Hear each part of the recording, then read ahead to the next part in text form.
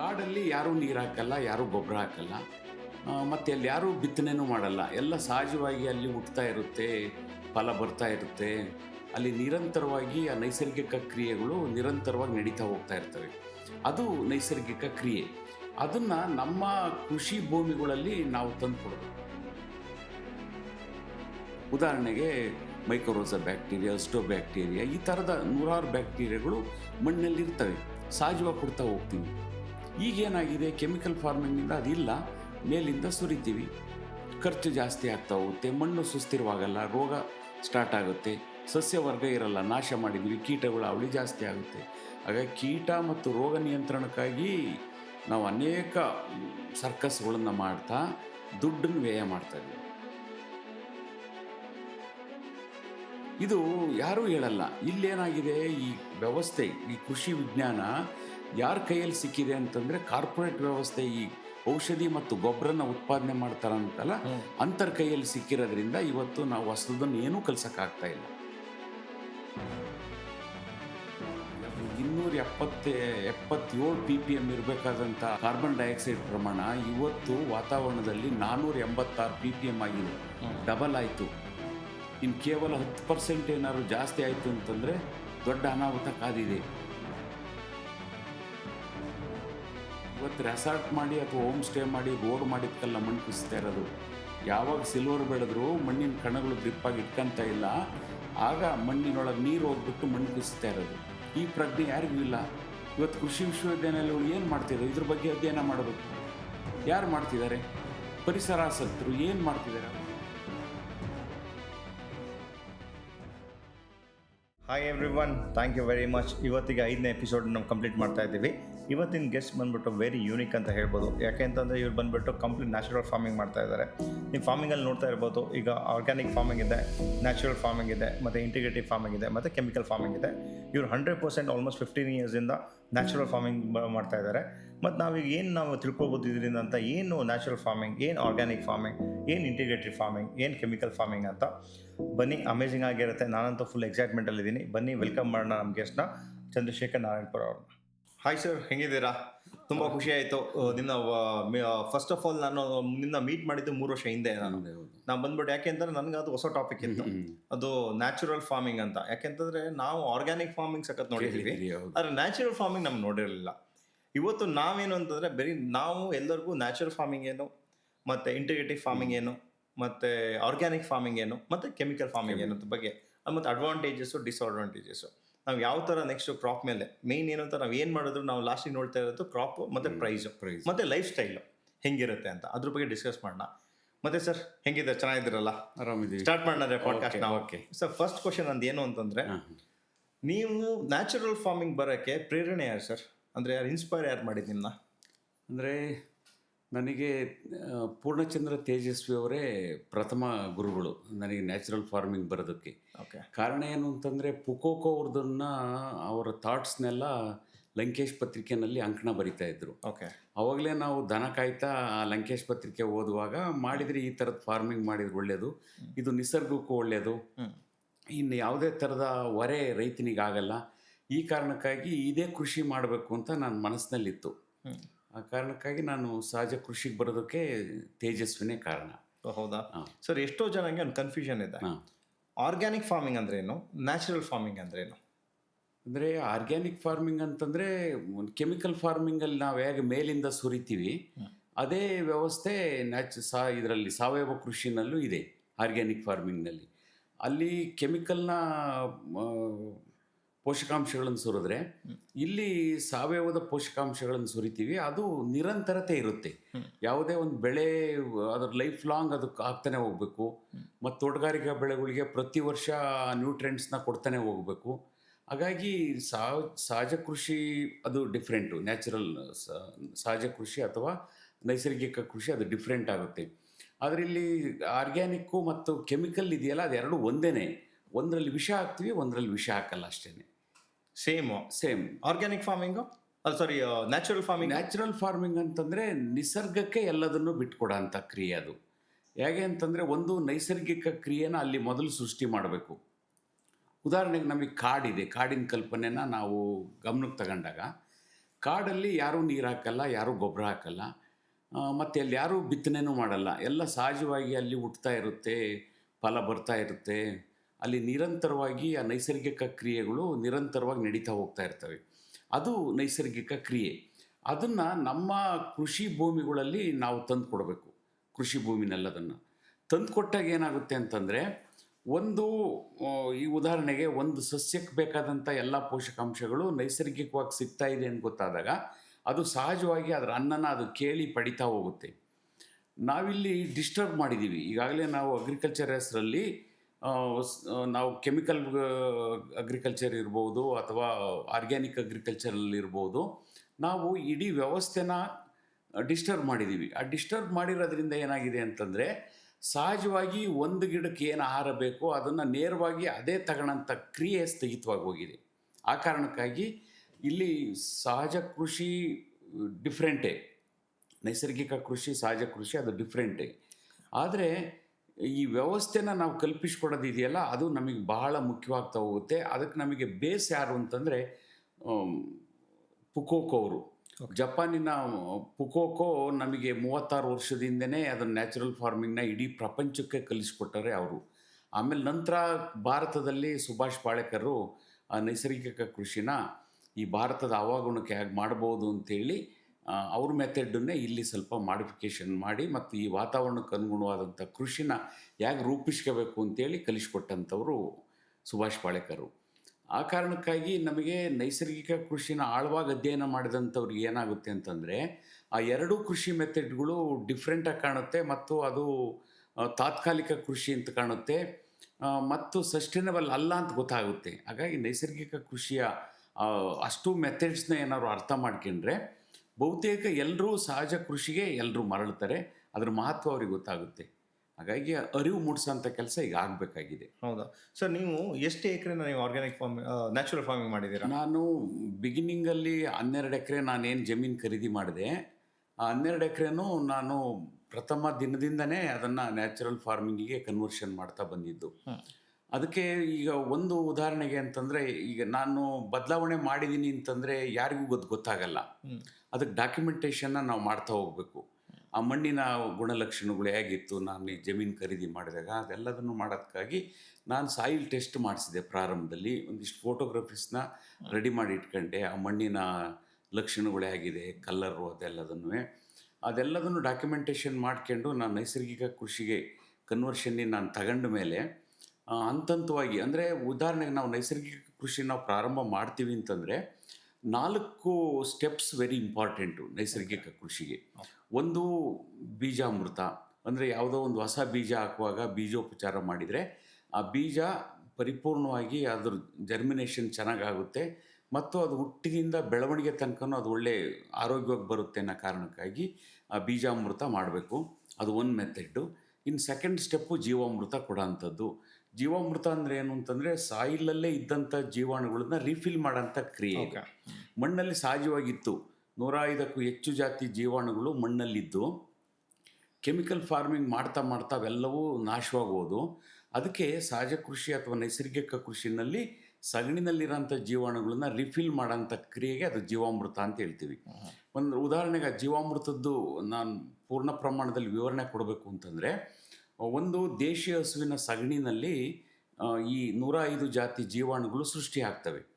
1 gram ಸಗಣಿನಲ್ಲಿ 400ರಿಂದ 800 ಕೋಟಿ ಮೈಕ್ರೋಬ್ಸ್ಗಳು ಅದರಲ್ಲಿ ಸೃಷ್ಟಿಯಾಗಿರ್ತವೆ. ಆ ಸೃಷ್ಟಿಯಾದಂಥ ಮೈಕ್ರೋಬ್ಸ್ಗಳನ್ನ ಪ್ರಮಾಣನ ಹೆಚ್ಚು ಮಾಡೋದಕ್ಕಾಗಿ ಜೀವಾಮೃತ ಅಂತೇಳಿ ಒಂದು ಕಲ್ಚರ್ನ ಸುಭಾಷ್ ಪಾಳೇಕರ್ ಕಂಡುಹಿಡಿದ್ರು. ಅದನ್ನು ಹೆಂಗೆ ಕಂಡುಹಿಡಿದ್ರು ಅಂತಂದರೆ, ಅವ್ರಿಗೆ ಹೆಂಗೆ ಗೊತ್ತಾಯಿತು ಅಂತಂದರೆ, ಅವರು ಈ ಮೆಥಡ್ನ ಸ್ಟಡಿ ಮಾಡುವಾಗ ಅದನ್ನು ಸಂಶೋಧನೆ ಮಾಡೋಂಥ ಸಂದರ್ಭದಲ್ಲಿ ಬುಡಕಟ್ಟು ಜನಾಂಗ ಕೃಷಿ ಮಾಡ್ತಾ ಇದ್ರಲ್ಲ, ಅಲ್ಲಿ ಅವರು ಅಧ್ಯಯನ ಮಾಡ್ತಾ ಇರೋ ಸಂದರ್ಭದಲ್ಲಿ ಅಲ್ಲಿ ರೈತರು ಏನು ಮಾಡೋರು ಅಂತಂದರೆ, ಶಿವರಾತ್ರಿ ಆದ ಒಂದು ಹುಣ್ಣಿಮೆ ಬರುತ್ತಲ್ಲ, ಆ ಹುಣ್ಣಿಮೆ ದಿನ ಒಂದು ದೇಶೀಯ ಹಸು ಕೊಡೋಂಥ 2 kg ಸಗಣಿ 2 ಲೀಟ್ರ್ ಗಂಜನ ತಗೊಂಡು 10 ಲೀಟ್ರ್ ನೀರಿಗೆ ಹಾಕಿ ಒಂದೊಂದು ಮಡಿಕೆಗೆ ಅದನ್ನು ಶೇಖರಣೆ ಮಾಡಿ 1 ಎಕರೆಗೆ 1 ಮಡಿಕೆನ 2 ಅಡಿ ಆಳಕ್ಕೆ ಕೂತಾಕವ್ರಂತೆ. ಆಮೇಲೆ ಅದನ್ನು ಮತ್ತೆ ಯುಗಾದಿ ಆದಮೇಲೆ ಒಂದು ಹೊಸ ಮಳೆ ಬರುತ್ತೆ. ನಮ್ಮ ರೈತರು ನಮ್ಮ ಭಾರತೀಯ ಟ್ರೆಡಿಷನಲ್ ಪದ್ಧತಿನಲ್ಲಿ ಹೊಸ ಮಳೆ ಬಂದ ಮೇಲೆ ಒಂದು ಹೊಸ ಬೇಸಾಯ ಅಂತೇಳಿ ಅದನ್ನು ಪೂಜೆ ಮಾಡಿ ಸ್ಟಾರ್ಟ್ ಮಾಡ್ತಾರೆ. ಹಾಗಾಗಿ ಆ ದಿನ ಹೊಸ ಮಳೆ ಬಂದ ದಿನ ಆ ಮೊಳಕೆನ ತೆಗೆದು ಅದನ್ನು 200 ಲೀಟ್ರ್ ನೀರಿಗೆ ಮಿಕ್ಸ್ ಮಾಡಿ 1 ಎಕರೆಗೆ ಚೆಲ್ಲಿ ಅದನ್ನು ಉಳುಮೆ ಮಾಡೋಕ್ಕೆ ಸ್ಟಾರ್ಟ್ ಮಾಡಿದ್ರಂತೆ. ಆಗ ಅದರಲ್ಲಿ ಏನಿದೆ ಅಂತ ಅವ್ರನ್ನ ಕೇಳಿದಾಗ ಅವ್ರಿಗೆ ಗೊತ್ತಿಲ್ಲ, ನಮ್ಮ ಅಜ್ಜ ಮಾಡ್ತಾಯಿದ್ರು, ಅದನ್ನು ಮತ್ತೆ ನಾವು ಮಾಡ್ತಾಯಿದ್ದೀವಿ ಅಂತ ಹೇಳಿದರು. ಆಗ ಅವ್ರೇನು ಮಾಡಿದ್ರು, ಅದನ್ನು ಅಧ್ಯಯನ ಮಾಡ್ತಾರೆ. ಸಂಶೋಧನೆ ಮಾಡಿದಾಗ ಕಾಡಿನ ಮಣ್ಣಲ್ಲಿ ಏನು ಜೀವಾಣುಗಳಿದ್ದು ಆ ಜೀವಾಣುಗಳು ಇಲ್ಲಿ ಡೆವಲಪ್ ಆಗಿದೆ. ಹಾಗಾಗಿ ಅದ್ರ ಮೂಲ ಯಾವುದು ಅಂತ ಹುಡುಕ್ತಾರೆ. ಆ ಮೂಲ ಯಾವುದು ಅಂತಂದರೆ ಅದು ದೇಶೀಯ ಹಸುವಿನ ಸಗಣಿ ಅಂತ ಗೊತ್ತಾಗುತ್ತೆ. ಆಗ ಸುಭಾಷ್ ಪಾಳೇಕರ್ ಏನು ಮಾಡ್ತಾರೆ ಅಂದರೆ ದೇಶೀಯ ಹಸುಗಳು, ವಿದೇಶಿ ಹಸುಗಳು, ಕುದುರೆ, ಕತ್ತೆ ಎಲ್ಲ ಮಲದ ಮೇಲೆ, ಎಲ್ಲ ಪ್ರಾಣಿ ಮಲದ ಮೇಲೆ ಒಂದಿಷ್ಟು ದಿನ ಅಧ್ಯಯನ ಮಾಡಿ ಯಾವುದೇ ಮಲದಲ್ಲಿ ಈ ಜೀವಾಣುಗಳು ಸೃಷ್ಟಿಯಾಗಿಲ್ಲ, ಇದು ದೇಶೀಯ ಹಸುವಿನ ಸಗಣಿನಲ್ಲಿ ಮಾತ್ರ ಜೀವಾಣುಗಳು ಸೃಷ್ಟಿಯಾಗಿದೆ ಅಂತ ಗೊತ್ತಾದ ಮೇಲೆ ಆಗ ಅವರು ಇದನ್ನು ನಾವು ಕೃಷಿಗೆ ಹೇಗೆ ಅಳವಡಿಸ್ಬೇಕು ಲಾರ್ಜ್ ಸಿಸ್ಟಮ್ನಲ್ಲಿ ಅಂತ ಅವರು ಯೋಚನೆ ಮಾಡಿ ಸತತವಾಗಿ ಅಧ್ಯಯನ ಮಾಡಿ ಜೀವಾಮೃತ ಅಂತ ಮಾಡ್ತಾರೆ. ಅಂದರೆ 10 kg ಸಗಣಿನಿಲ್ಲದ ಜೀವಾಣುಗಳನ್ನು ಮಲ್ಟಿಫೈ ಮಾಡೋಂಥ ಕ್ರಿಯೆ. ಯಾವುದೇ ಜೀವಾಣುಗಳಿಗೂ ಅವಕ್ಕೆ ಕಾರ್ಬೋಹೈಡ್ರೇಟ್ ಮಾತ್ರ ಆಹಾರ. ಹಾಗಾಗಿ ಅದನ್ನು ನಾವು ಮಲ್ಟಿಫೈ ಮಾಡಬೇಕು ಅಂತಂದರೆ ಅದಕ್ಕೆ ಆಹಾರ ಕೊಡಬೇಕಲ್ಲ. ಆ ಕಾರಣಕ್ಕಾಗಿ ಬೆಲ್ಲ, ದ್ವಿದಳ ಧಾನ್ಯದ ಹಿಟ್ಟು ಮತ್ತು ಗಂಜಲ ಹಾಕಿ ಅಲ್ಲಿ ಕಾರ್ಬೋಹೈಡ್ರೇಟ್ ನಿರ್ಮಾಣ ಆಗೋ ಥರದ ವ್ಯವಸ್ಥೆನ ಕಲ್ಪಿಸ್ಬಿಟ್ಟು 200 ಲೀಟ್ರ್ ನೀರಿಗೆ 10 kg ಸಗಣಿ ಹಾಕಿ 10 ಲೀಟ್ರ್ ಗಂಜಲ ಹಾಕಿ 2 kg ದ್ವಿದಳ ಧಾನ್ಯದ ಹಿಟ್ಟು, 2 kg ಕಪ್ಪು ಬೆಲ್ಲ, 1 ಇಡೀ ಮಣ್ಣನ್ನು ಹಾಕಿ 200 ಲೀಟ್ರ್ ನೀರಿನ ತುಂಬ ಹಾಕಿಬಿಟ್ಟು ಅದನ್ನು ಜೀವಾಮೃತ ಅಂತ ಮಾಡಿದರು. ಅದನ್ನು 7 ದಿನದ ಹೊತ್ತಿಗೆ ಜೀವಾಮೃತ ರೆಡಿ ಆಗುತ್ತೆ. ಇಲ್ಲಿ 10 kg ಸಗಣಿನಲ್ಲಿರೋಂಥ ಟ್ರಿಲಿಯನ್ ಗಟ್ಟಲೆ ಜೀವಾಣುಗಳು ಅವು ಪ್ರತಿ 20 ನಿಮಿಷಕ್ಕೊಂದ್ಸರಿ ಡಬಲ್ ಆಗ್ತಾ 7 ದಿನದೊಳಗಡೆಗೆ 105 ಜಾತಿ ಜೀವಾಣುಗಳು ಆ ನೀರಿನ ತುಂಬ ಅಗಣಿತವಾದಂಥ ಜೀವಾಣುಗಳು ಅಲ್ಲಿ ಸೃಷ್ಟಿ ಆಗ್ತವೆ. ಆಗ ಅದನ್ನು ತಗೊಂಡು 1 ಎಕರೆಗೆ ತೇವಾಂಶ ಇರೋ ಸಂದರ್ಭದಲ್ಲಿ ಚೆಲ್ಲಿದಾಗ ಅಷ್ಟು ಜೀವಾಣುಗಳು ಮಣ್ಣಲ್ಲಿ ಹೋಗಿ ಸೇರಿ ಅವ್ರವ್ರ ಕೆಲಸ ನಾವು ಮಾಡ್ತಾ ಹೋಗ್ತವೆ. 1 ಇಡೀ ಮಣ್ಣು ಹಾಕ್ತಾರೆ. ಯಾಕೆ ಅಂತಂದರೆ ಒಂದು ಇದು ಕಾರ್ಬೋಹೈಡ್ರೇಟ್ ಅದರಲ್ಲಿ ನಿರ್ಮಾಣ ಆದರೆ ಈ ಮಣ್ಣಿನ ಹವಾಗುಣಕ್ಕೆ ಹೊಂದ್ಕೊಂಡು ಅವು ಡೆವಲಪ್ ಆಗ್ತಾ ಹೋಗ್ತವೆ. ಆ ಡೆವಲಪ್ ಆಗೋದ್ರಿಂದ ಮಣ್ಣಿನ ಪರಿಚಯ ಇರುತ್ತೆ. ಜೀವಾಮೃತ ಹಾಕಿದ ತಕ್ಷಣ ಆ ಮಣ್ಣಿನ ಪರಿಚಯ ಇರೋದ್ರಿಂದನ ಅವು ಸರಾಗವಾಗಿ ಅವ್ರವ್ರ ಕೆಲಸನ ಅವು ಮಾಡೋದಕ್ಕೆ ಪ್ರಾರಂಭ ಮಾಡ್ತವೆ ಅನ್ನೋ ಕಾರಣಕ್ಕಾಗಿ ಆ ಮಣ್ಣನ್ನು ಹಾಕೋದು. ಇಷ್ಟು ಮೆಥಡ್ನಲ್ಲಿ ನಾವು ಜೀವಾಮೃತ ಮಾಡಿ ಆದಮೇಲೆ ಅಲ್ಲಿ ರಿಫಿಲ್ ಮಾಡಿದ ಮೇಲೆ ಅದರ ಕೆಲಸ ಅವು ಮಾಡ್ತಾ ಹೋಗ್ತವೆ. ಇದು 2ನೇ ಹಂತ. ಇನ್ನು 3ನೇ ಹಂತ ಮುಚ್ಚಿಗೆ ಮಾಡಬೇಕು. ಯಾಕೆಂದರೆ ಮಣ್ಣನ್ನ ವೈರಿ ಯಾರು ಅಂತಂದರೆ ಸೂರ್ಯನ ಬಿಸಿಲೆ, ಶಾಖ. ಹಾಗಾಗಿ ಅದು ಮಣ್ಣಿನಕ್ಕೆ ತಗಲಬಾರ್ದು ಅನ್ನೋ ಕಾರಣಕ್ಕಾಗಿ ಮುಚ್ಚಿಗೆ ಮಾಡ್ತಾರೆ. ಮುಚ್ಚಿಗೆನಲ್ಲಿ 3 ವಿಧ. ಒಂದು ಜೀವಂತ ಮುಚ್ಚಿಗೆ, ಅಂದರೆ ಕಳೆಗಳನ್ನೇ ಬೆಳೆಸೋಂಥದ್ದು ಅಥವಾ ಬೆಳೆಗಳನ್ನೇ ಬೆಳೆಸೋಂಥದ್ದು, ಸಸ್ಯ ರಾಶಿನ ಮೈ ತುಂಬ ಬೆಳೆಸೋಂಥ ಒಂದು ಕ್ರಿಯೆ. ಆದರೆ ಇನ್ನು ಸ್ಟ್ರಾ ಮಲ್ಚಿಂಗು ಅಂದರೆ ಸತ್ತಂಥ ವಸ್ತುಗಳನ್ನ ಸೊಪ್ಪು, ಸೆದೆ, ಕಸ, ಕಡ್ಡಿ ಇದೆಲ್ಲದನ್ನು ತಂದು ಮಣ್ಣಿನ ಮೇಲೆ ಮುಚ್ಚೋಂಥ ಕ್ರಿಯೆಗೆ ಅದಕ್ಕೆ ಸ್ಟ್ರಾ ಮಲ್ಚಿಂಗ್ ಅಂತಾರೆ. ಇನ್ನು 3ನೇ ಮೆಥಡ್ ಅಂತಂದರೆ ಮಡ್ ಮಲ್ಚಿಂಗ್ ಅಂತ, ಮಣ್ಣು ಮುಚ್ಚಿಗೆ ಅಂತ ಕರೀತಾರೆ. ಈಗ ಉದಾಹರಣೆಗೆ ಮಲೆನಾಡಲ್ಲಿ ಒಂದು ಮೆಥಡ್ ಇತ್ತು, ಹಿಂದೆ ಬಯಲುಸೀಮೆನಲ್ಲಿ ಒಂದು ಮೆಥಡ್ ಇತ್ತು. ಇಲ್ಲಿ ಮಲೆನಾಡಲ್ಲಿ ಏನು ಮಾಡೋರು ಅಂತಂದರೆ ಮಳೆಗಾಲ ಇನ್ನೇನು ಮುಗಿತಾ ಬಂದು ಮಳೆ ನಿಲ್ಲುತ್ತೆ, ತೇವಾಂಶ ಆರಿರಲ್ವಲ್ಲ ಮಣ್ಣಲ್ಲಿ, ಆ ಸಂದರ್ಭದಲ್ಲಿ ಧೂಳಾಗ್ತೆ ಅಂತ ಮಾಡೋರು. ಧೂಳಾಗ್ತೆ ಅಂತ ಮಾಡಿಬಿಟ್ಟು 1 ಇಂಚ್ ಮಣ್ಣನ್ನು ಲೂಸ್ ಮಾಡಿ ಸಮಾನವಾಗಿ ಹರಡೋರು. ಅದು ಮುಂದಿನ 4 ತಿಂಗಳು ಬೇಸಿಗೆನಲ್ಲಿ ಕೆಳಗಡೆ ಮಣ್ಣನ್ನು ಪ್ರೊಟೆಕ್ಟ್ ಮಾಡ್ತಾ, ಆ ಮಣ್ಣಲ್ಲಿದ್ದಂಥ ಜೀವಾಣುಗಳನ್ನ ಪ್ರೊಟೆಕ್ಟ್ ಮಾಡ್ತಾ ಆ ಮೇಲ್ ಮಣ್ಣು ಮುಚ್ಚಿಗೆ ಸಪೋರ್ಟ್ ಮಾಡ್ತಾ ಇತ್ತು. ಇದು ಮಣ್ಣು ಮುಚ್ಚಿಗೆ. ಹಾಗಾಗಿ ಅದಕ್ಕೆ ಆಯಾ ಕಾಲ ಅನುಗುಣವಾಗಿ ಮತ್ತು ಆಯಾ ಪ್ರಾದೇಶಿಕ ಅನುಗುಣವಾಗಿ ಮುಚ್ಚಿಗೆನ ನಾವು ಯಾವ ಮೆಥಡ್ನೆಲ್ಲರೂ ಮಾಡ್ಕೋಬೋದು.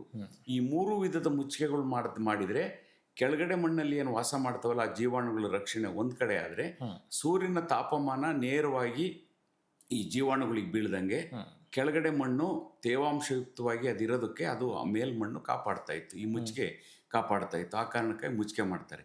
ಒಂದು ಸ್ಟ್ರಾ ಮಲ್ಚಿಂಗಲ್ಲಿ ಅಂದರೆ ಈ 3 ವಿಧದ ಮುಚ್ಚಿಗೆನಲ್ಲಿ ಬೇರೆ ಬೇರೆ ಡಿಫ್ರೆನ್ಸ್ ಇದು ಬರುತ್ತೆ, ಫಲಿತಾಂಶ ಬರ್ತಾ ಹೋಗುತ್ತೆ.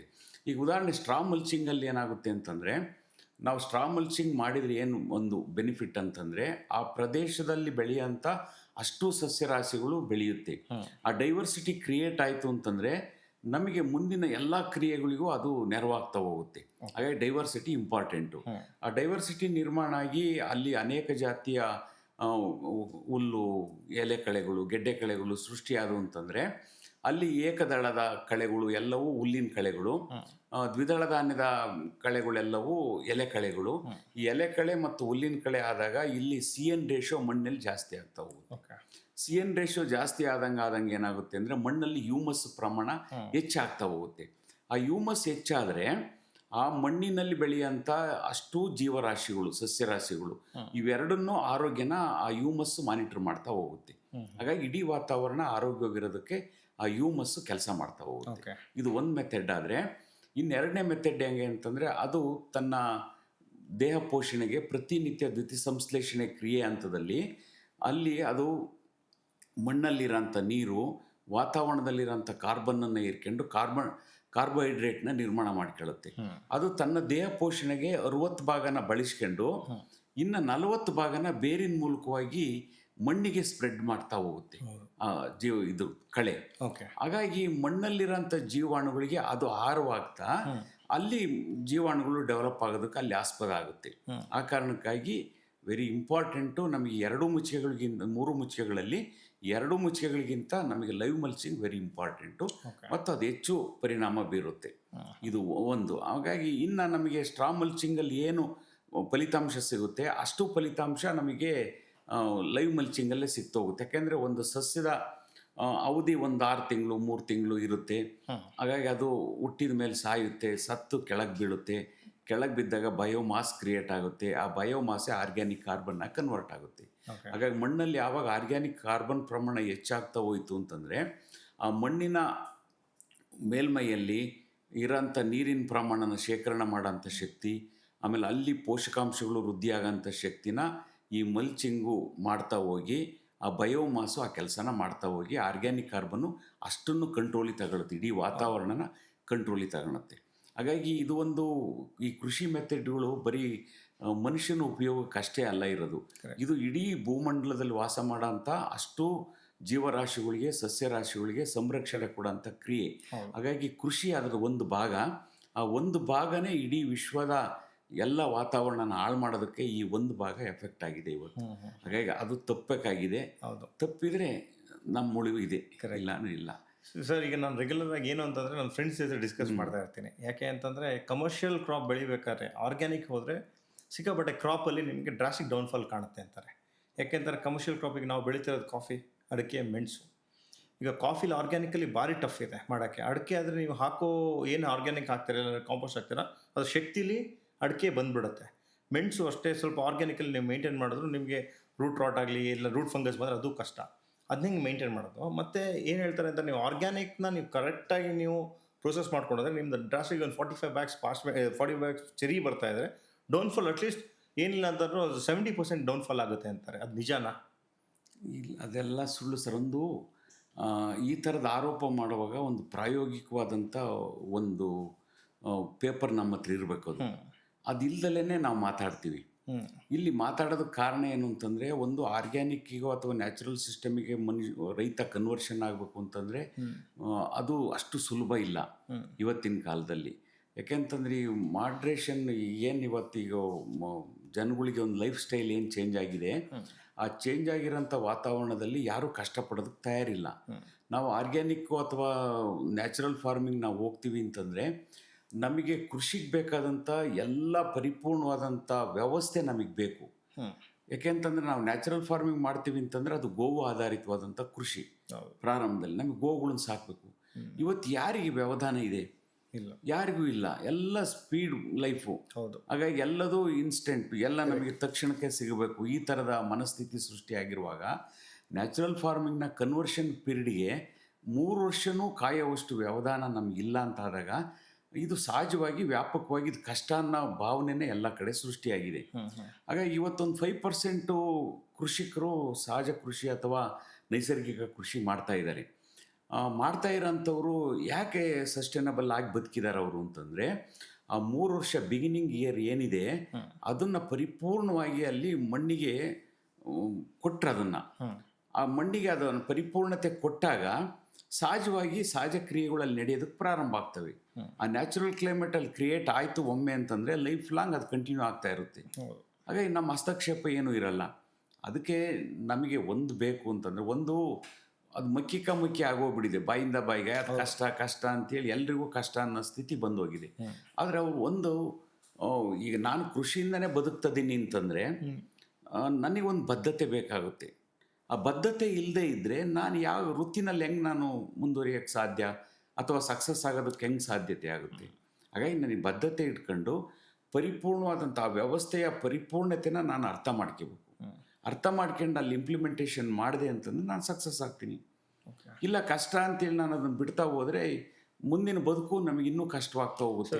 ಕಷ್ಟ ಅಂತಲ್ಲ, ಏನಾಗುತ್ತೆ ಅಂತಂದರೆ ಅಪ್ಲೈ ಮಾಡ್ತಾ ಮಾಡ್ತಾ ರಿಸಲ್ಟ್ಸು ಸಿಗ್ತಾ ಇಲ್ಲ, ಆಗ ಅವರು ಟೆನ್ಷನ್ ಇಲ್ಲ ರಿಸಲ್ಟ್. ಯಾಕೆಂತಂದ್ರೆ ಒಂದು ನ್ಯಾಚುರಲ್ ಕ್ಲೈಮೇಟ್ ಕ್ರಿಯೇಟ್ ಮಾಡೋ ಅಂತಲೇ ಅವ್ರು ತಲುಪ್ತಲೇ ಅದರ ನಿರೀಕ್ಷೆ ಮಾಡಿದಷ್ಟು ಸಿಗ್ತಾ ಇಲ್ಲ ಅನ್ನೋದು ಅದು ಹುಸಿ ಮಾತದು. ಆ ಕಾರಣಕ್ಕಾಗಿ ಪರಿಪೂರ್ಣದಂಥ ಈಗ ಅವ್ರಿಗೆ ಒಂದು ಆ ಥರದ ಮನೋಭಾವನೆ ಇರೋರು ಒಂದಿಷ್ಟು ಅಧ್ಯಯನಕ್ಕೆ ಮುಂದಾಗಬೇಕು. ಇವತ್ತು ಈ ದೇಶದಲ್ಲಿ ಯಾರು ನ್ಯಾಚುರಲ್ ಫಾರ್ಮಿಂಗ್ ಮಾಡ್ತಿದ್ದಾರೆ, ಅವ್ರ ಸಕ್ಸಸ್ ರೇಟ್ ಎಷ್ಟು, ಅದನ್ನು ಅಧ್ಯಯನ ಮಾಡಬೇಕು. ಆವಾಗ ಆ ಸಕ್ಸಸ್ ರೇಟ್ ಅವ್ರಿಗೆ ಗೊತ್ತಾಯಿತು ಅಂತಂದರೆ ಸಹಜವಾಗಿ ಇಲ್ಲಿ ಬರೋದಕ್ಕೆ ಸಾಧ್ಯತೆ ಆಗುತ್ತೆ. ಅವ್ರು ಅದನ್ನು ನೋಡಲ್ಲ. ಎಜುಕೇಟ್ ಮಾಡಬೇಕು ಅಂತ. Educate very important. ಈಗಿರೋ ಅಂಥ ಚಾಲೆಂಜಸ್ ಏನು ಅಂತಂದರೆ ಕೆಮಿಕಲ್ ಫಾರ್ಮರ್ಗೆ ನಾವು ಎಜುಕೇಷನ್ ಕೊಟ್ಟು ಅವ್ರು ಬದಲಾವಣೆ ಮಾಡಬೇಕು. ಮಾಡದೇ ಇದ್ದರೆ ಪರಿಸರನೂ ಉಳಿಯಲ್ಲ, ಕೃಷಿ ವ್ಯವಸ್ಥೆನೂ ಉಳಿಯಲ್ಲ, ಹಾಗಾಗಿ ಹೋಗುತ್ತೆ. ಸರ್, ಈಗ ನಾವು ಬಂದು ಇಂಟಿಗ್ರೇಟೆಡ್ ಫಾರ್ಮಿಂಗ್, ಯಾಕೆಂದರೆ ನಾವು ಕೆಮಿಕಲ್ ಯೂಸ್ ಮಾಡ್ತಾ ಇದ್ದೀವಿ, ಇಂಟಿಗ್ರೇಟೆಡ್ ಗೊಬ್ಬರನ ಯೂಸ್ ಮಾಡ್ತೀವಿ. ನನ್ನ ಪ್ರಕಾರ ಏನು ಅಂದರೆ 60-40 ಇಲ್ಲ 70-30 ಅಂತ ಹೇಳ್ಬೋದು. 70 ಕೆಮಿಕಲ್ ಇದೆ, ನಮ್ಮ 30% ಆರ್ಗ್ಯಾನಿಕ್ ಇದೆ. ಈಗ ನಾನು ಆರ್ಗ್ಯಾನಿಕ್ಗೆ ಬರಬೇಕು ಅಂತಂದರೆ ನಾನು ಏನೇನು ಸ್ಟೆಪ್ ತೊಗೋಬೇಕು ಮತ್ತು ಎಷ್ಟು ವರ್ಷ ನಾನು ಒಳ್ಳೆ ಕ್ರಾಪ್ ಕುಯ್ಯೋಕ್ಕೆ ವೆಯ್ಟ್ ಮಾಡಬೇಕು? ಅಂದರೆ ಅದೇ ಒಂದು ನಾನು ಪ್ರಾರಂಭದಲ್ಲೇ ಹೇಳ್ದಂಗೆ ಆರ್ಗ್ಯಾನಿಕ್ ಫಾರ್ಮಿಂಗು ಮತ್ತು ಕೆಮಿಕಲ್ ಫಾರ್ಮಿಂಗ್ ಒಂದೇ ಸಿಸ್ಟಮ್. ಅದು ಒಂದರಲ್ಲಿ ವಿಷ ಹಾಕ್ತೀವಿ, ಒಂದರಲ್ಲಿ ವಿಷ ಹಾಕಲ್ಲ ಅಷ್ಟೇ. ಇಲ್ಲ, ನ್ಯಾಚುರಲ್ ಫಾರ್ಮಿಂಗ್ ತೊಗೊಳ್ಳಿ. ಆರ್ಗ್ಯಾನಿಕ್ ಫಾರ್ಮಿಂಗ್ ನ್ಯಾಚುರಲ್ ಫಾರ್ಮಿಂಗ್ ಬರೋದು. ನ್ಯಾಚುರಲ್ ಫಾರ್ಮಿಂಗ್ ನೀವು ಮಾಡೋಕ್ಕೆ ಹೋದರೆ ನೀವು ಕೆಮಿಕಲನ್ನು ಬಳಸಲೇಬಾರ್ದು. ಓಕೆ, ನೀವು ಸಾವಯವ ವಸ್ತುಗಳನ್ನು ಬಳಸಿ ತೊಂದರೆ ಆಗಲ್ಲ, ಕೆಮಿಕಲನ್ನು ಬಳಸಬಾರ್ದು. ಕೆಮಿಕಲಲ್ಲಿರೋಂಥದ್ದು ಪೆಟ್ರೋಲಿಯಂ ಪ್ರಾಡಕ್ಟು ಜೊತೆಯಲ್ಲಿ ಫೈಬರ್ನ ಮಿಕ್ಸ್ ಮಾಡಿ. ಅಲ್ಲ ಸರ್, ನಾನು ನಾಳೆಯಿಂದ ಮಾಡಬೇಕು, ಕೆಮಿಕಲ್ ಸ್ಟಾಪ್ ಮಾಡ್ತೀರಿ. Natural farming start. ನನಗೆ ಎಷ್ಟು ವರ್ಷಕ್ಕೆ ನನಗೆ ರಿಸಲ್ಟ್ಸ್ ಬರುತ್ತೆ? ನಾನು ಎಷ್ಟು ಕ್ರಾಪ್ ಕುಯ್ಬೋದು ಅಂದಾಜಲ್ಲಿ? 3 ವರ್ಷಕ್ಕೆ ಮಣ್ಣಿನ ಬದಲಾವಣೆನ ನಾವು ತರ್ಬೋದು. ಓಕೆ, 3 ವರ್ಷ. ಇನ್ನು 2 ವರ್ಷಕ್ಕೆ ಅಲ್ಲಿ ಬೆಳೆಯೋಂಥ ಬೆಳೆಗಳು ನಮಗೆ ಪರಿಪೂರ್ಣತೆ ತಂದು ಕೊಡ್ತವೆ. ಹಾಗಾಗಿ 5 ವರ್ಷದಲ್ಲಿ ಒಂದು ಮಣ್ಣಿನ ಕನ್ವರ್ಷನ್ಗೆ 3 ವರ್ಷ, ಇನ್ನು ಅಲ್ಲಿರೋಂಥ ಬೆಳೆ ಕನ್ವರ್ಷನ್ಗೆ 2 ವರ್ಷ, ಒಟ್ಟು 5 ವರ್ಷದಲ್ಲಿ ಪರಿಪೂರ್ಣತೆನ ನಾವು ತಂದು ಕೊಡ್ಬೋದು. ಆಗ ನೀವು ಕೆಮಿಕಲ್ ಫಾರ್ಮಿಂಗಲ್ಲಿ ಎಷ್ಟು ಬೆಳೀತಾ ಇದ್ರಿ ಅದೇ ಪ್ರಮಾಣದ ಇಳುವರಿನ ಇಲ್ಲೂ ನೀವು ತಗೋಬೋದು, 100% ತಗೋಬೋದು. ಆವಾಗ ನೀವು ಇಲ್ಲಿ ಮಾಡ್ತಾ ಇರೋಂಥ ಖರ್ಚು, ಈಗ ಮಾಡ್ತಾ ಇರೋಂಥ ಖರ್ಚನ್ನು ನೀವು ಟ್ಯಾಲಿ ಮಾಡಿದಾಗ ನಿಮಗೆ ಅಜಗಜಾಂತರವಾದಂಥ ಲಾಭ ನಿಮಗೆ ಅಲ್ಲಿ ನೀವು ನೋಡೋದಕ್ಕೆ ಸಾಧ್ಯತೆ ಇದೆ. ಆಮೇಲೆ ನಿಮ್ಮ ಶ್ರಮ, ಪ್ರಕೃತಿ ಕೊಟ್ಟಂಥ ಕಾಂಟ್ರಿಬ್ಯೂಷನ್ನು, ನನ್ನ ಆರೋಗ್ಯಕ್ಕಾದಂಥ ಕಾಂಟ್ರಿಬ್ಯೂಷನ್ನು, ಇವೆಲ್ಲವನ್ನು ಕೌಂಟ್ ಮಾಡ್ಕೊಂಡಾಗ ನಿಮಗೆ ಅಗಣಿತವಾದಂಥ ಬೆನಿಫಿಟ್ ನಮಗೆ ಸಿಗ್ತಾ ಹೋಗುತ್ತೆ. ಇದನ್ನು ಈಗ ನಾವು ದೃಷ್ಟಿಕೋನ ಎಲ್ಲಿದೆ ಅಂತಂದರೆ ರೈತನಿಗೆ ಬರೀ ನೇರವಾಗಿ ನಾವು ನೋಡ್ತಿರೋದು ಲಾಭದ ಹಿನ್ನೆಲೆ. ಅಲ್ಲಿ ಇಳುವರಿ ಲಾಭನ ನೋಡಿಬಿಟ್ಟು ನಾವು ಮಾಡ್ತಾ ಇದ್ದೀವಿ. ನಮ್ಮ ಆರೋಗ್ಯದ ಕಡೆ ಗಮನ ಇಲ್ಲ, ಪ್ರಕೃತಿ ಆರೋಗ್ಯದ ಕಡೆ ಗಮನ ಇಲ್ಲ, ನಾವು ಖರ್ಚು ಮಾಡ್ತಾ ಇರೋದ್ರ ಕಡೆ ಗಮನ ಇಲ್ಲ. ಹಾಗಾಗಿ ಯಾವಾಗ ಅಧಿಕವಾದಂಥ ಖರ್ಚಾಯಿತು, ಪ್ರತಿಯೊಬ್ಬ ರೈತ ಸಾಲಗಾರನಾಗಿ ಇವತ್ತು ಮುಂದುವರಿತಾ ಇದ್ದಾನೆ. ಹಾಗಾಗಿ ಇವತ್ತು ರೈತನಿಗೆ ದುಡ್ಡಿನ ಅವಶ್ಯಕತೆನೇ ಇಲ್ಲ. ರೈತನಿಗೆ ದುಡ್ಡು ಏನಕ್ಕೆ ಬೇಕು? ಇದು ನಮ್ಮ ಮೂಲಭೂತವಾದಂಥ ಪ್ರಶ್ನೆ. ಯಾಕೆಂದರೆ ನನಗೆ ಬೇಕಾದದ್ದನ್ನು ನಾನು ಬೆಳ್ಕೊಂತೀನಿ, ನನ್ನ ಆರೋಗ್ಯ ಸುಧಾರಣೆ ಆಗಿರುತ್ತೆ, ನನ್ನ ಇಡೀ ಕುಟುಂಬದ ಸುಧಾರಣೆ ಆಗಿರುತ್ತೆ, ಪ್ರಕೃತಿ ಆರೋಗ್ಯವಾಗಿರುತ್ತೆ. ಹಾಗಾಗಿ ಈ ಬೆನಿಫಿಟ್ಸ್ ನೋಡಿ ಎಷ್ಟು ವ್ಯಾಪಕವಾಗಿ ಆ ಬೆನಿಫಿಟ್ಸ್ ನಮಗೆ ಸಿಗ್ತಾ ಹೋಗುತ್ತೆ. ಇದು ಬರಬೇಕು ರೈತನಿಗೆ. ರೈತ ಆ ದೊಡ್ಡ ಮಟ್ಟದಲ್ಲಿ ಯೋಚನೆ ಮಾಡ್ದಂಗೆ ಬರೀ ಆರ್ಥಿಕ ಸಂಪನ್ಮೂಲನೇ ಯೋಚನೆ ಮಾಡ್ತಾ ಹೋದ ಅಂತಂದ್ರೆ, ಆ ದೃಷ್ಟಿಕೋನನೇ ಬೆಳೆಸ್ತಾ ಹೋದ ಅಂದರೆ ಏನು ರೈತನನ್ನೇ ಸಮಸ್ಯೆಗೆ ಸಿಗಾಕೊಳ್ಳೋದು ನೇರವಾಗಿ. ಸರ್, ಈಗ ನಾನು ಆರ್ಗ್ಯಾನಿಕ್ ನ್ಯಾಚುರಲ್ಗೆ ಹೋದೆ ಅಂದ್ಕೊಳ್ಳಿ. ಈಗ ನಾನು ಕೆಮಿಕಲ್ NPK ಯೂಸ್ ಮಾಡ್ತಾ ಇದ್ದೀನಿ ಒಂದು, ಆಯಿತಾ. ಆಮೇಲೆ ಸೆಕೆಂಡರಿ ನ್ಯೂಟ್ರೆಂಟ್ ಯೂಸ್ ಮಾಡ್ತಾ ಇದ್ದೇನೆ, ಮೈಕ್ರೋ ನ್ಯೂಟ್ರೆಂಟ್ ಯೂಸ್ ಮಾಡ್ತಾ ಇದ್ದೇನೆ. ಅದ್ರ ಆಲ್ಟರ್ನೇಟ್ ಆರ್ಗ್ಯಾನಿಕಲ್ಲಿ ಏನಿದೆ ಹಾಕೋದಾದ್ರೆ? ನಿಮಗೆ ಆರ್ಗ್ಯಾನಿಕಲ್ಲಿ ನೀವು ನಾವು ಇಲ್ಲಿ ಏನಾಗಿದೆ ಅಂತಂದರೆ, ಒಂದು ಆರ್ಗ್ಯಾನಿಕ್ಕಿಗೂ ಮತ್ತು ನ್ಯಾಚುರಲ್ ಫಾರ್ಮಿಂಗಿಗೂ ಸ್ಪಷ್ಟವಾದಂಥ ವ್ಯತ್ಯಾಸಗಳನ್ನ ರೈತ ಕಂಡುಹಿಡ್ಕೋಬೇಕು. ಈ 3 ಫಾರ್ಮಿಂಗು ನೀವು ಹೇಳೋದಂದ್ರೆ ಆರ್ಗ್ಯಾನಿಕ್ ಡೇಂಜರೇ. Organic danger. ಹೌದು. ಸುಭಾಷ್ ಪಾಳೇಕರ್ ಒಂದು ಕಡೆ ಹೇಳ್ತಾರೆ, ಕೆಮಿಕಲ್ ಫಾರ್ಮಿಂಗಿಂತನೂ ಆರ್ಗ್ಯಾನಿಕ್ ಇದು ಫಾರ್ಮಿಂಗ್ ಡೇಂಜರಸ್. ಕಾರಣ ಏನು ಅಂತಂದರೆ, ಒಂದು ನಾವು ಕೆಮಿಕಲ್ ಫಾರ್ಮಿಂಗ್ನಲ್ಲಿ ಕನಿಷ್ಠ 9 ನ್ಯೂಟ್ರಿಯೆಂಟ್ಸ್ನ ಕೊಟ್ಟು ಬೆಳಿತೀವಿ. ಆದರೆ ನಾವು ಆರ್ಗ್ಯಾನಿಕ್ ಅಂತ ಬಂದಾಗ ನಮ್ಮ ಮತ್ತೆ ವ್ಯವಸ್ಥೆ ಇನ್ನೊಬ್ಬರು ಕೈ ಅಡಿಗೆ ಹೋಗ್ಬಿಡುತ್ತೆ. ಯಾಕೆಂದರೆ ನನಗೆ ಬೇಕಾದಂಥ ಆರ್ಗ್ಯಾನಿಕ್ ಮೂಲ ವಸ್ತುಗಳನ್ನು ನಾನು ತಯಾರು ಮಾಡ್ಕೋಬೇಕು. ಇವತ್ತು ಯಾರೂ ರೈತರುಗಳು ತಯಾರು ಮಾಡ್ಕೊತ ಇಲ್ಲ. ನಾವು ಏನಾಗಿದೆ ಅಂತಂದರೆ ಇವತ್ತು ಕೆಮಿಕಲ್ ಫಾರ್ಮಿಂಗ್ನಲ್ಲಿ ಕೇವಲ 140 ಕಂಪ್ನಿಗಳಿದ್ದು ಅಷ್ಟೇ. ಇವತ್ತು ಆರ್ಗ್ಯಾನಿಕ್ ಹೆಸರಿನಲ್ಲಿ 364 ಕಂಪ್ನಿಗಳು ಸೃಷ್ಟಿಯಾಗಿದೆ. ಆರ್ಗ್ಯಾನಿಕಲ್ಲಿ ಎಲ್ಲ ಉತ್ಪಾದಕರು ನಮ್ಮ ಹತ್ರಕ್ಕೆ ಮತ್ತೆ ಬಂದು ಮಾರಾಟದ ವ್ಯವಸ್ಥೆನ ನಮಗೆ ವಿಸ್ತರಿಸ್ತಾ ಇದ್ದಾರೆ. ಆ ಕಾರಣಕ್ಕಾಗಿ ಅಲ್ಲಿ ಆಗಂತ ಖರ್ಚಿಗಿಂತ ಇದು 2 ಪಟ್ಟು ಜಾಸ್ತಿ ಆಗುತ್ತೆ. ಮತ್ತೆ ಅಲ್ಲಿ ಏನು ಕೊಡ್ತಾ ಇದೀವಿ ಅಂತ ಗೊತ್ತಿಲ್ಲ. ಹಾಗಾಗಿ ಮುಂದೊಂದು ದಿನ ಮತ್ತೊಂದು ಥರದ ಕಷ್ಟಕ್ಕೆ ಸಿಗಾಕಂತಾನೆ. ಹಾಗಾಗಿ ಕೆಮಿಕಲ್ ಫಾರ್ಮಿಂಗಿಂತನೂ ಆರ್ಗ್ಯಾನಿಕ್ ಫಾರ್ಮಿಂಗ್ ಡೇಂಜರಸ್ ಅಂತೇಳಿ ಹೇಳ್ತಾರೆ. ಆ ಕಾರಣಕ್ಕಾಗಿ ನಾವು ಆರ್ಗ್ಯಾನಿಕ್ ಫಾರ್ಮಿಂಗ್ ಮಾಡ್ತೀವಿ ಅಂತಂದರೆ ನನಗೆ ಬೇಕಾದಂಥ ಕಚ್ಚಾ ವಸ್ತುಗಳನ್ನು ನಾನೇ ಉತ್ಪಾದನೆ ಮಾಡ್ಕೊಂಡ್ರೆ ಅದು ಒಂದಿಷ್ಟು ಲಾಭದಾಯಕ. ಸೂಪರ್. ಆಗಲೇ ಕ್ವಶನ್ ಕಂಟಿನ್ಯೂ ಮಾಡೋಣ. ಈಗ ಏನು ನಾವು NPK, secondary nutrient, micro nutrient, alternate ಏನು ಆರ್ಗ್ಯಾನಿಕ್? ಈಗ ಉದಾಹರಣೆ ಆರ್ಗ್ಯಾನಿಕ್ ಅಲ್ಲ, ನ್ಯಾಚುರಲ್ ಫಾರ್ಮಿಂಗ್ನಲ್ಲಿ ನಾವು ಜೀವಾಮೃತ ಅಂತ ಏನು ಕೊಡ್ತೀವಿ, ಆ ಜೀವಾಮೃತದಲ್ಲಿ ಅಷ್ಟು ಜೀವ